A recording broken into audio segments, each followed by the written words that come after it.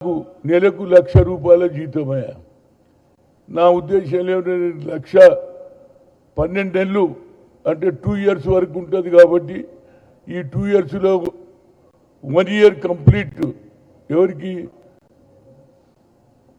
హనుమాన్ వైవిశాల పేద విద్యార్థులు ఎవరైతే కట్టలేని పరిస్థితుల్లో 10,000 కడతాము లేకుంటే 15,000 కడతాం వాళ్ళకు ఈ ₹1,00,000 ఉపయోగించుకోవాలని నేను ట్రస్ట్ చైర్మన్గా కోరుతున్నా. రెండోది, ఏ దామోదరం సంజయ్ గారు నీతి నిజాయితీగా అందరూ రాజకీయాల్లో రావడంతో కోట్లు సంపాదిస్తారు, కానీ ఆయన నీతి నిజాయితీ పడు చదువుకున్నటువంటి ఆర్థికవేత్త, 2 సార్లు ఏఐసిసి అధ్యక్షుడుగా అదేవిధంగా రాష్ట్రానికి ముఖ్యమంత్రి అయిన వ్యక్తి. ఆయనకు తప్పనిసరిగా న్యాయం జరగాలని నేను ఆయన స్మృతి భవన్ కట్టియాలని చాలా రోజుల నుంచి ఆలోచన చేస్తున్నా.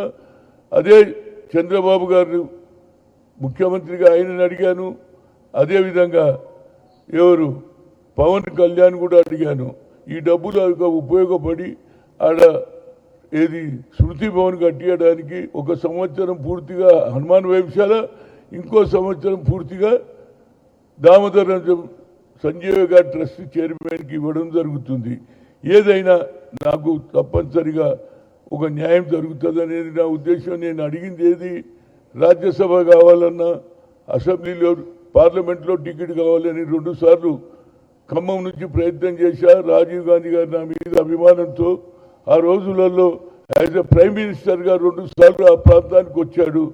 తర్వాత ఒకసారి ప్రైమ్ మినిస్టర్ లేనప్పుడు కూడా వచ్చాడు. కానీ ఆ తర్వాత ఆయన చనిపోయిన తర్వాత ఏం చేయలేని పరిస్థితులు అయినా ఆయన ఆలోచన నా మీద ఉన్న అభిమానంతో ఒక చిన్న కుటుంబంలోకి వెళ్ళి రాజకీయాలలో దానికి ఎవడు గాడ్ ఫాదర్ లేడు, కానీ నా టాలెంట్ నా కష్టం ఆ కుటుంబానికి లాయలు నన్ను తెలుసుకొని నన్ను ముఖ్యమంత్రి స్థాయి దానిగా తీసుకెళ్ళాడు.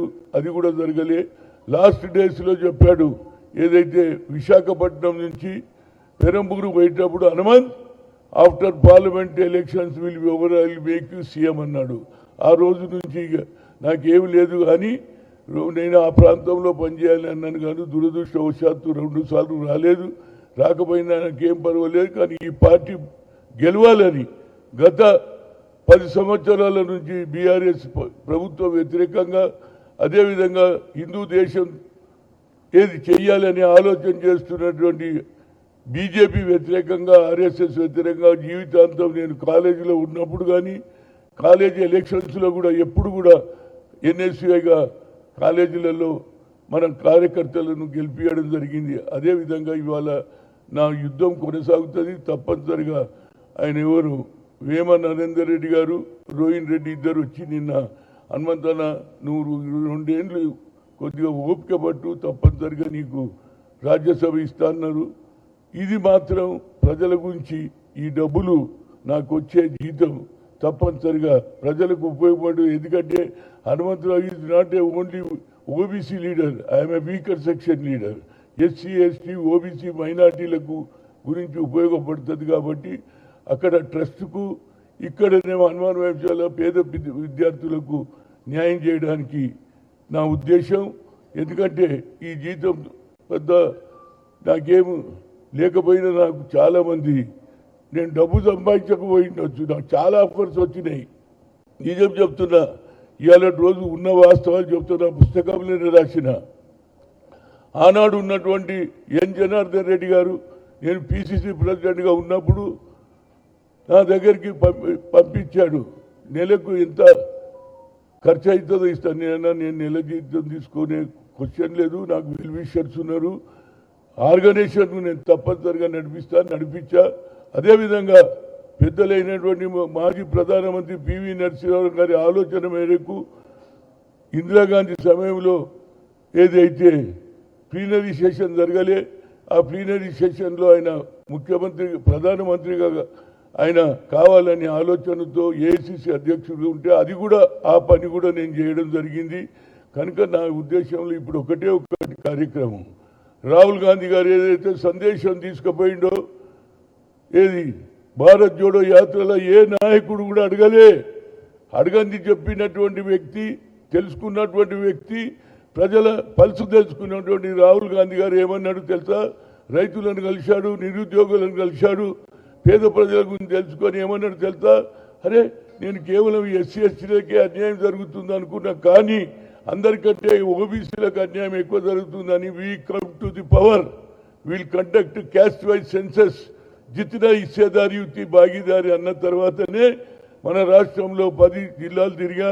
ఆ తర్వాత మా పిసిసి అధ్యక్షుడు రేవంత్ రెడ్డి గారు కూడా కామారెడ్డిలో డిక్లేర్ చేశాడు, 42% అన్నాడు. దాని తర్వాత రావడంతో, ముఖ్యమంత్రి కావడంతో ఫస్ట్ కార్యక్రమం ఏం చేశాడంటే 150 కోట్లు శాంక్షన్ కేబినెట్లో నిర్ణయం తీసుకున్నాడు.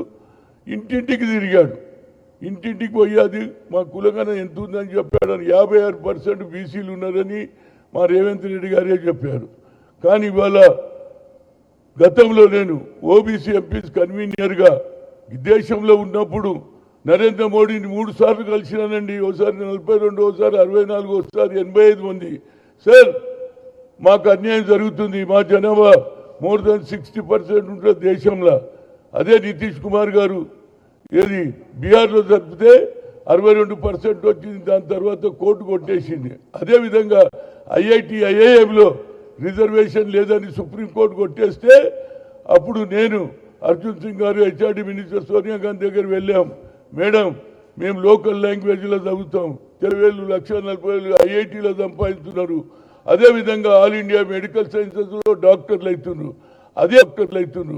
అదే ఆలోచనతో ఇవాళ రాహుల్ గాంధీ ఆలోచన ఇంప్లిమెంట్ చేయాలి.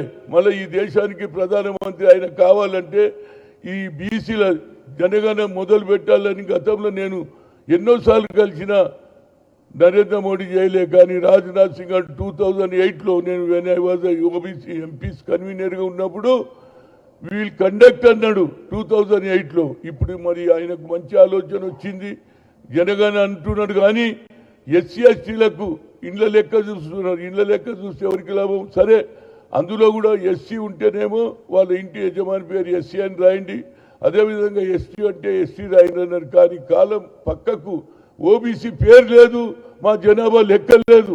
కనుక తప్పనిసరిగా ఈ రాష్ట్రంలో మొట్టమొదటి వ్యక్తి రేవంత్ రెడ్డి కులంగా జరిగిన యావత్ భారతదేశంలో. అదేవిధంగా అదే రాహుల్ గాంధీని పిలిచి ఇక్కడ తెలంగాణలో మొట్టమొదటి బీసీ మీటింగ్ పెట్టి ఎప్పటి వరకు అయితే ఆయన వస్తుడు 10వ తేదీ నాడు నేను ఆయనకు లెటర్ రాస్తున్నా, నరేంద్ర మోడీ నువ్వు ఓబీసీ ఉండి కూడా నువ్వు ఓబీసీలకు న్యాయం చేస్తలేవు, హైదరాబాద్కు వస్తున్నావు కనుక రాకముందే మా కులగన అందులో ఇన్క్లూడ్ చేయకపోతే తప్పనిసరిగా హనుమంతరావు ప్రజల మనిషి తెలంగాణ గురించి ఎంతోమంది ప్రాణాలు అర్పించినారు, ప్రాణాలు కోల్పోయారు, జైలుకు పోయారు. అదేవిధంగా నేను కూడా తప్పనిసరిగా ఆయన 10 లోపల ఈ ఆలోచనలో మార్పు రాకపోతే నేను ఆభరణ నిరాదీక్ష చేస్తాను. ఏదన్నా కానీ అప్పుడన్నా నరేంద్ర మోడీ ఆలోచనలో మార్పు రావాలి. అమిత్ షా బాబాసాహెబ్ అంబేద్కర్ను పార్లమెంట్లో అవమానం చేస్తాడు, 6 సార్లు పేరు ఎత్తుతాడు. అరే ఆయన భగవంతుడు అరవై భగవంతుని చేస్తాడని మీరు స్వర్గానికి పోతారన్నాడు. అటు నరేంద్ర మోడీ ఆలోచన ఏ విధంగా ఉన్నదని తెలిసాలంటే తప్పనిసరిగా ఈ కులంగనలో మాకు చేర్చుకుంటే మళ్ళీ 100 సంవత్సరాలైనా మాకు న్యాయం జరగదు బాబు. మొన్న లోకల్ బాడీలో జరిగితే 52% సర్పంచులు గెలిచారు. అదేవిధంగా ఎక్కువ సంఖ్యలో చైర్మన్లు, వైస్ చైర్మన్లు. మా అధికారాన్ని ఓట్లో మోర్ దాన్ 60% ఎక్కువ జనాభా లెక్కలు ఎందుకు చేయరని ఆయనకు లెటర్ రాస్తున్నా. ఆయన 10కి లోపల వచ్చే లోపల ఈ నిర్ణయం తిరగకపోతే I will take indefinite hunger strike. And anyhow, I want to thank to the Chief Minister and also కార్యకర్తలు కూడా. నేను పదవి గురించి రాలేదురా, 12 ఏళ్ల నుంచి నేను కొట్లాడుతున్నా కార్యకర్తల గురించి. పేద ప్రజలకు ఇక్కడ ఏది హాజీపూర్లో 3 అమ్మాయిలను రేప్ చేస్తే 10 సార్లు అయినా ఆ గ్రామంలో ఉన్నటువంటి మహేష్ భాగవత్ కమిషనర్ శిక్ష ఇస్తే ఇవాళ జ్యుడిషియరీ కూడా హైకోర్టు అప్రూవల్ ఇస్తలేదు. ఇది ఎక్కడ న్యాయం అండి? అదేవిధంగా రైతులకు సంఖ్యలు వేస్తే పోయినా ఇది మన కేటీఆర్ జిల్లా అయినటువంటి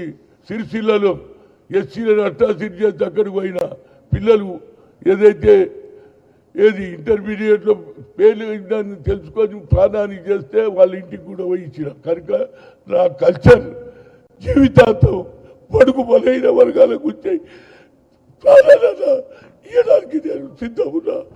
ఇది జరగాలి, దానికి రేవంత్ రెడ్డి గారు తప్పనిసరిగా మద్దతు ఇవ్వాలి. ఆయన ఆలోచన కూడా ఏమున్నది, రాహుల్ గాంధీని ప్రధానమంత్రి చేయాలని నా ఆలోచన కూడా అదే. కనుక ఈ తెలంగాణలో గతంలో వరంగల్లో బహిరంగ సభ పెడితే 5-6 లక్షల మంది వచ్చారు, సోనియా గాంధీ వచ్చింది. అదేవిధంగా రేపు మా ముఖ్యమంత్రిని కలిసినప్పుడు ఫస్ట్ ఇదే అడుగుతా, నాకు పదవులు లేకపోయినా ప్రజల పక్షాన ఉంటానని మీడియా మిత్రులను కోరుతున్నా.